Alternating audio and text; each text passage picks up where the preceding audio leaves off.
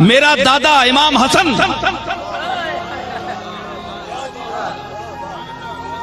6 महीने शबीह रसूल, जिसे देखकर मोहम्मद अरबी के चेहरे की याद ताजा हो जाती थी, जिसके चलन में रसूलों का खिराम था,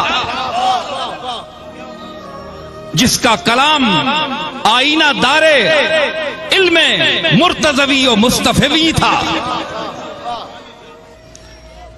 जो सब्र और इस्तिकामत का इमाम था।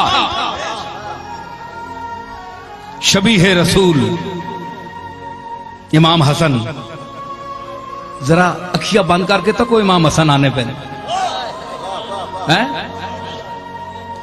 आप आने पे जरा चश्मे तसव्वुर बंद तक कर। हसन ने हुस्न वेख, हसन उत्ते जबर पै वेंजे ते हसन ने पेश पै वेंजे ते हुस्न है। हसन विच भी हुस्न है ते हुस्न विच हसन है। लहमों का लहमी, जिस्मों का जिस्मी, फर्क नहीं मां बैन पिया।